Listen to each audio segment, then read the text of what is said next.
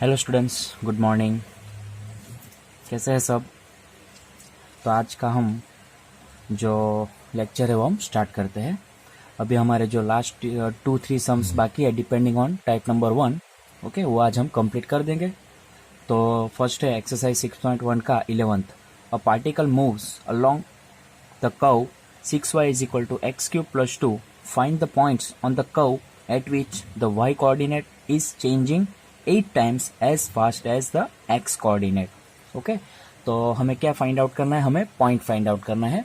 और on the curve, okay, मतलब curve पर एक पॉइंट है, ऑन द कर्व, बराबर, कर्व के ऊपर एक पॉइंट है। सपोज उसको हम पी एक्स वाई सपोज कर लेंगे, तो हमें एक्स और वाई की वैल्यू फाइंड आउट करनी है। ओके, और उसके लिए हमें एक क्वेश्चन में क्या दिया है, तो एक हिंट दिया है, मतलब एक कि at which the coordinate is changing, y coordinate is changing, that means dy by dt 8 times as fast as the x coordinate changing, बराबर ना? मतलब हमें क्या दिया है, dy by dt is equal to 8 times dx by dt, वो हमें question में दिया है। ओके, तो सबसे पहले हम सपोज कर लेते हैं आंसर में। Answer, let p x y be the point on the curve. Okay, तो सबसे पहले हमने पॉइंट सपोज कर लिया। अभी हमें जो क्वेश्चन में जो दिया है, ओके, इन्फॉर्मेशन, उसको हम यहाँ पे मेंशन कर देते हैं। क्या दिया है? y coordinate is changing, the y coordinate is changing, that means dy by dt 8 times as fast as the x coordinate. मतलब x कोऑर्डिनेट का जो चेंजिंग है, बराबर, x कोऑर्डिनेट का जो चेंजिंग है उसका 8 टाइम्स, मतलब 8 into d x by d t, वो किसके इक्वल होगा? सो y कोऑर्डिनेट चेंजिंग के इक्वल, मतलब dy बाई डी टी के इक्वल हमें मिलेगा। मतलब dy by d t is equals to 8 times dx by d t and give it result number star, क्योंकि इसका हमें आगे यूज होगा। Now here the equation of curve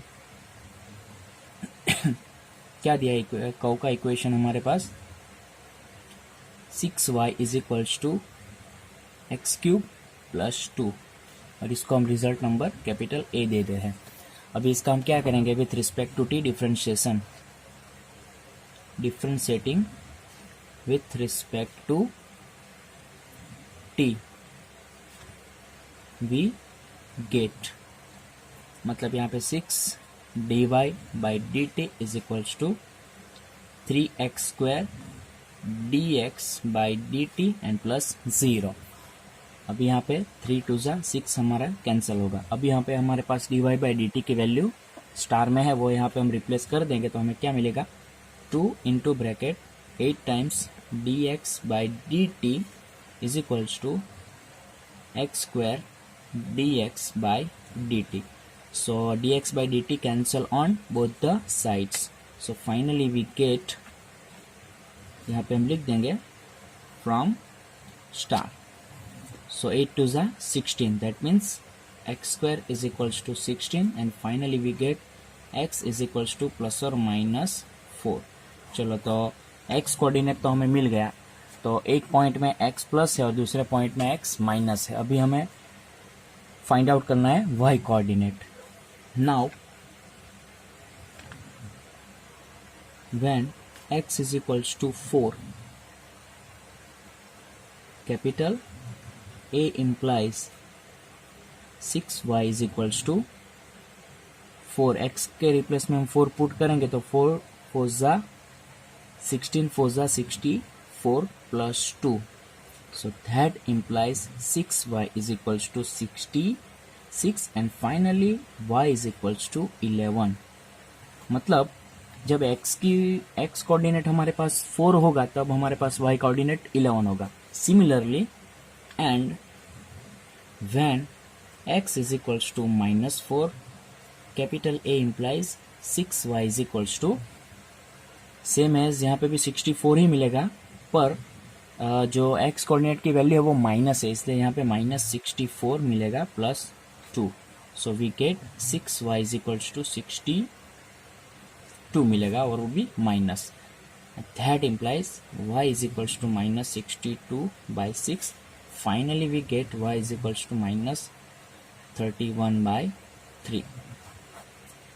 तो हमें therefore the required points, therefore the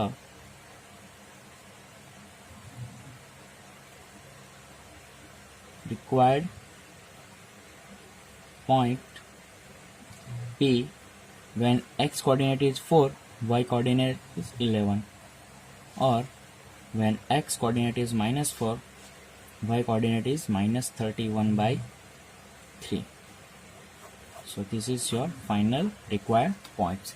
समझ में आ गया? हमें क्या दिया था क्वेश्चन में एक इन्फॉर्मेशन कि y कोऑर्डिनेट में जो चेंजेस होगा वो किसके इक्वल होगा. सो 8 टाइम्स x कोऑर्डिनेट के चेंजेस में, मतलब x कोऑर्डिनेट के जो चेंजेस है वो 8 टाइम्स करेंगे, बराबर ना. 8 टाइम्स मतलब 8 टाइम्स मल्टीपल करेंगे, 8 multiply by the changes in x coordinate, वो किसके इक्वल होगा. सो y कोऑर्डिनेट के चेंजेस के इक्वल होगा. इसको हमने स्टार दे दिया. और द इक्वेशन ऑफ कर्व हमें क्या दिया, 6y is equals to x cube plus 2 दिया था, उसको हमने differentiate with respect to t किया. तो फाइनली हमें x is equal to plus और माइनस 4 मिला. क्यों 4 मिला? क्योंकि हमने उसमें रिजल्ट नंबर स्टार का यूज किया, इसलिए. अब हमने x इज इक्वल टू 4 लिया तो हमें y 11 मिला, और x इज इक्वल टू हमने माइनस 4 लिया तो y हमें माइनस 31/3 मिला. So finally the required points P4 11 और P minus 4 minus 31/3. So this is your exercise 6.1 11th sum. Okay, देखो. चलो अभी हमारा जो नेक्स्ट सम है, मतलब लास्ट सेकंड सम, वो है एग्जाम्पल नंबर 42. चलो मैं सबसे पहले क्वेश्चन रीड करता हूँ. A car starts from a point P at time t is equal to 0 seconds and stops at point Q. The distance x in meters covered by it in t seconds is given by x is equal to t square into bracket 2 minus t by 3. Find the time taken by it to reach Q and also find distance between P and Q.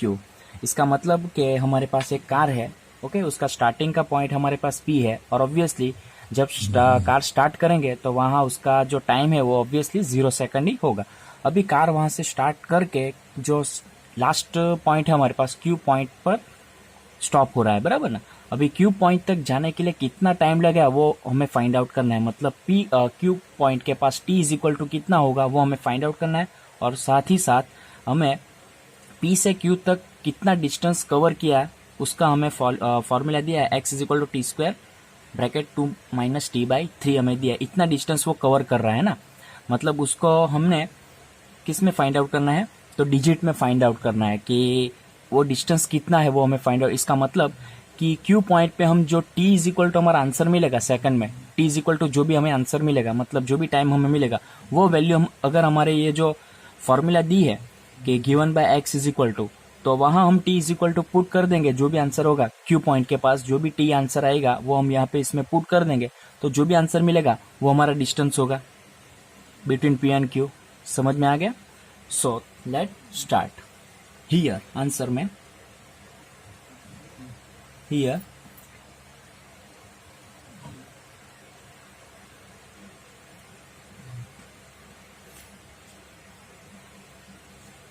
the distance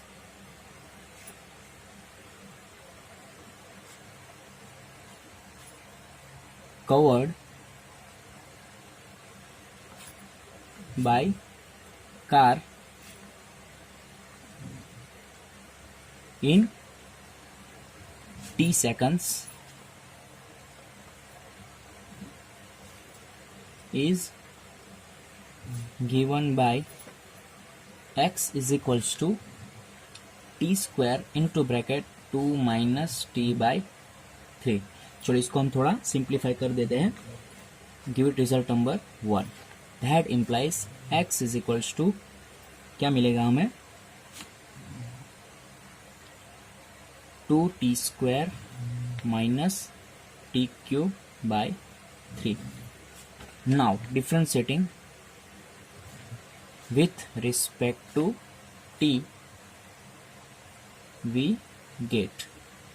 So dx by dt is equals to 4t minus क्या मिलेगा हमें यहाँ पे 3t² by 3. सो यहाँ पे 3 cancel मिलेगा.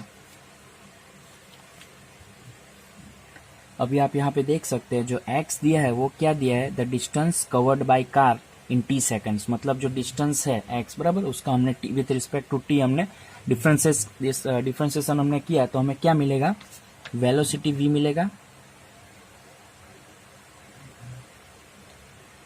बराबर, velocity हमें v मिलेगा. दैट मीन्स दैट इम्प्लाइज हमें v इज इक्वल्स टू क्या मिलेगा, so 4t minus t² is equals to t हम कॉमन आउट निकाल लेंगे तो हमें मिलेगा 4 माइनस t. ओके, इसको हम रिजल्ट क्या दे देते हैं, स्टार दे देते हैं. Now take v is equals to 0. Star implies 0 is equals to t into bracket 4 minus t. So that implies t is equals to 0 and t is equals to 4. इसका मतलब हमारे पास t के दो वैल्यूज आए, एक t इज इक्वल टू 0 आया और t is equal to 4 आया. और 0 जो t इज इक्वल टू 0 हुआ तो हमें क्वेश्चन में दिया ही है. इसका मतलब यहाँ पे एक वेरीफाई तो हो गया कि t इज इक्वल टू 0 जो आंसर आया, मतलब v इज इक्वल टू हमने जो 0 लिया बराबर, वेलोसिटी के आंसर जो हमने 0 लिया बराबर. ओके, तो वो हमने जो लिया वैल्यू तो वो एकदम करेक्ट है, एकदम ट्रू है बराबर ना, क्योंकि इसका यूज हम कर जो v की वैल्यू है, वेलोसिटी की वैल्यू हमने जो 0 पुट की बराबर, उससे हमें क्या मिला, दो वैल्यू मिले. t मतलब जो टाइम है बराबर, हमें फाइंड आउट करना था उसका एक टाइम हमें t इज इक्वल टू 0 जो क्वेश्चन में दिया ही था, तो वेरीफाई तो हो गया कि वेलोसिटी हमारी 0 ही होगी. इसका मतलब क्या है कि जो velocity v is equal to 0 है वो पॉइंट P और Q दोनों के पास 0 ही होगी बराबर, क्योंकि यहाँ पे हमने वेरीफाई भी कर लिया. और जो t इज इक्वल टू 4 है वो किसका टाइम होगा, ऑब्वियसली Q पॉइंट के आगे का टाइम होगा बराबर ना. इसका मतलब t is equal to 0 at point P and t is equal to 4 at point Q. Now v is equal to 0 at points P and Q.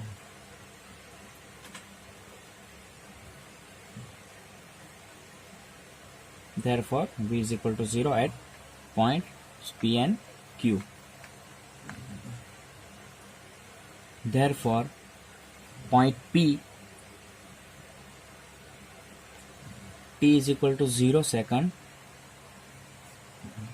at point P and t is equal to 4 second at point Q. Therefore, or thus,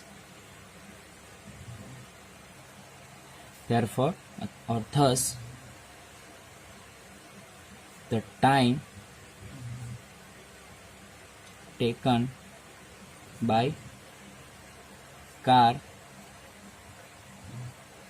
the time t is equals to 4 second taken by car to reach Q. समझ में आ गया. इसका मतलब क्या है कि जो Q point तक रीच करने के लिए जो टाइम वो है वो कितना लेगी, time t is equal to 4 second car लेगी बराबर ना. The time t is equal to 4 second taken by car to reach Q. Therefore the distance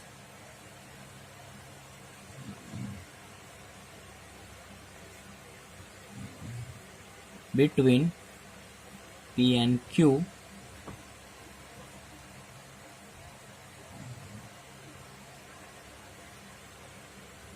at t is equal to 4 second, one implies x at t is equal to 4 is equals to 4 square into bracket 2 minus 4 by 3. So finally 16 into 2 by 3 is equal to 32 by 3, which is P Q, मतलब क्या होगा, metre. सो जो distance है P से Q तक जाने का जो डिस्टेंस कितना मिलेगा, 32/3 मीटर हमें मिलेगा। Hence the distance between 2 points P and Q, PQ is equals to 32/3 meter. So this is your final answer. Okay, I hope कि आपको समझ में आ गया होगा. Okay, now the last sum depending on type number 1. Okay, that means the rate of change in variables. Okay, depending on this topic, the last sum, exercise 6, third sum, the two equal sides of an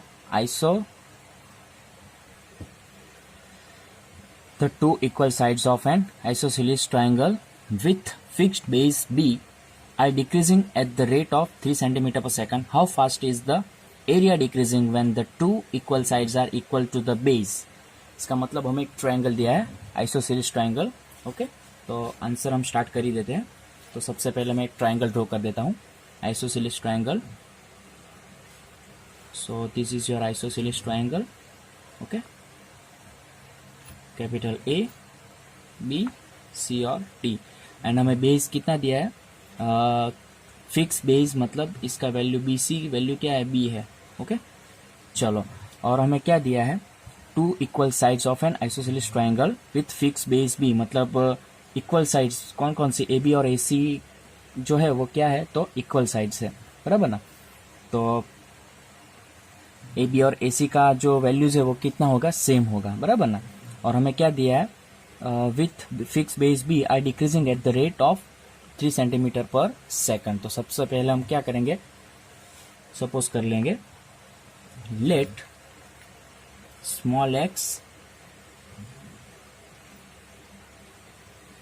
एक काम करते हैं, थोड़ा different suppose कर लेते हैं. Let the length of each equal, let the length of each equal side B x centimeter. Okay, and the area of triangle be capital A. Okay, चलो, तो इसका तो हमने सपोज कर लिया. अब हमें क्या दिया है, इसका मतलब हमने AB और AC के वैल्यू दोनों के क्या ले ली, x ले ली. और हमें क्वेश्चन में क्या दिया था, the two equal sides of an isosceles triangle with fixed base B are decreasing at the rate. इसका मतलब ये जो वैल्यूज है, मतलब हमें क्या दिया है, dx/dt. ये दो जो साइड है, बराबर ना, वो क्या हो रहा है, डिक्रीजिंग हो रहा है eight the rate -3 centimetre per second, बराबर, क्योंकि डिक्रीजिंग हो रहा है, इसका मतलब नेगेटिव आएगा हमारा dx/dt. चलो, एंड हमें क्या दिया है, BC is equals to B given. अभी हमें क्या करना है, now we know that the area of triangle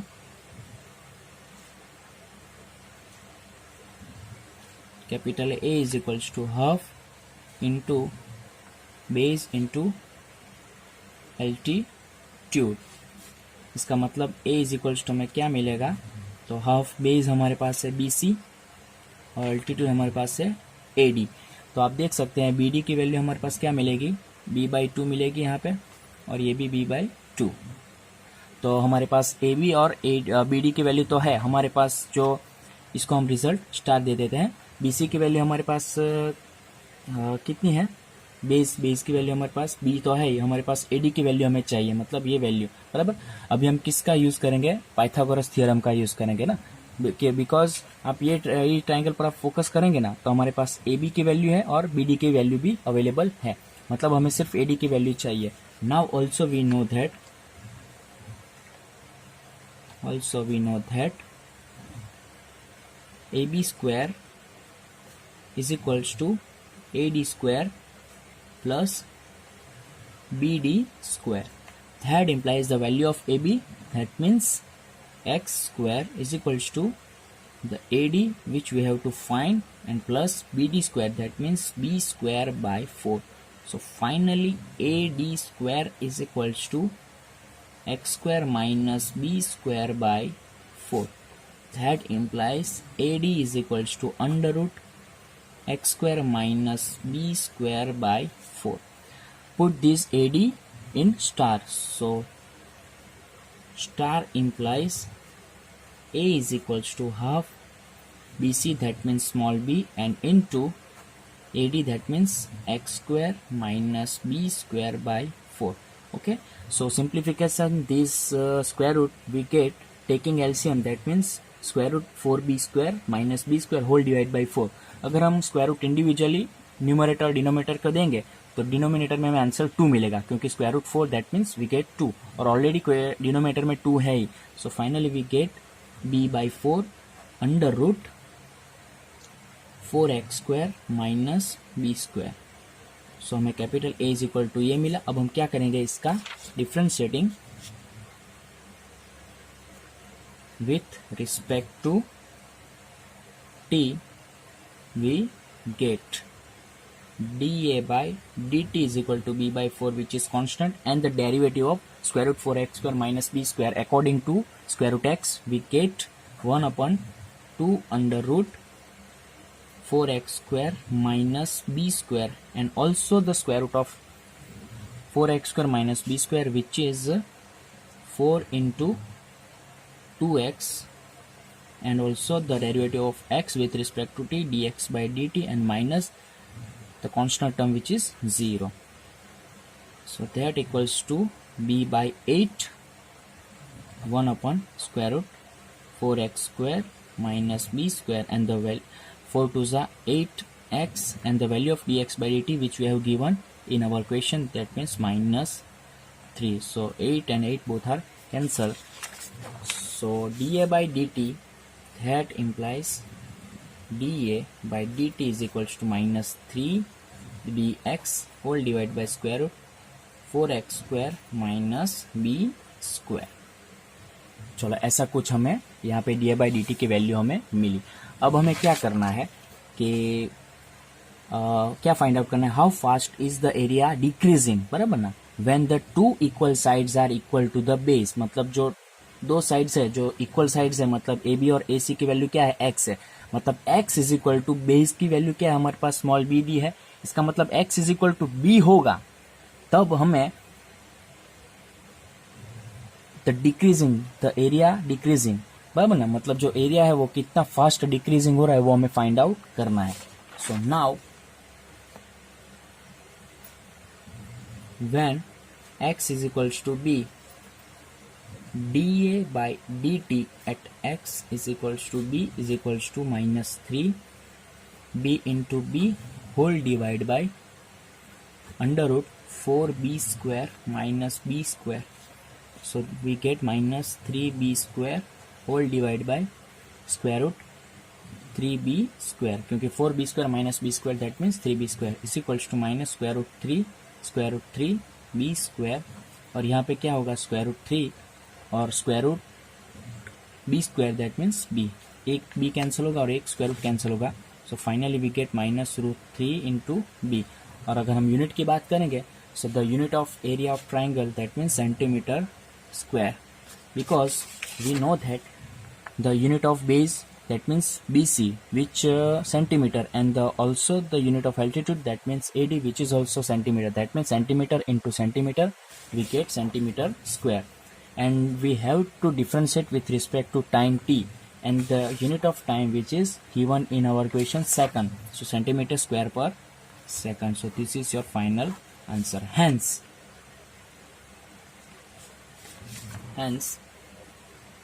the area decreasing, hence when x is equals to b,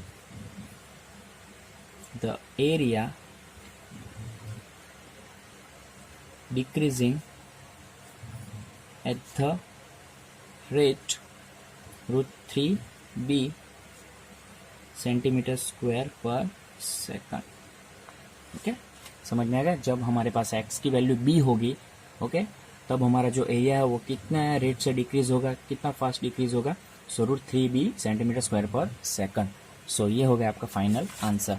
so question में हम एक बार फिर से फोकस करेंगे तो हमें क्या दिया है, एक आइसोसेलेस ट्राइंगल हमें दिया है और उसका बेस है ना वो फिक्स है, और क्या दिया है, स्मॉल b है, उसका वैल्यू स्मॉल b दिया है, और जो दो इक्वल साइड दिए हैं, ओके, वो डिक्रीजिंग, वो क्या है, तो डिक्रीज हो रहा है eight the rate 3 centimetre per second दिया है, और उसको हम x सपोज कर लेंगे तो हमें क्वेश्चन में क्या दिया है, तो dx/dt decreasing at the rate 3 centimetre, मतलब -3 सेंटीमीटर पर सेकंड हमें दिया है, और BC = B तो क्वेश्चन में दिया ही है।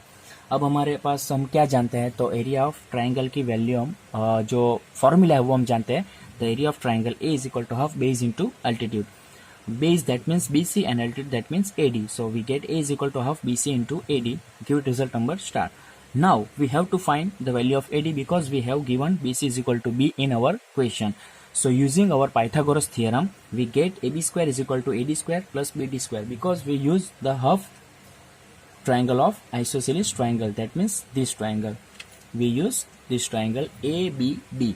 Okay. In ABD, the AB is a hypotenuse and AD and BD are sides.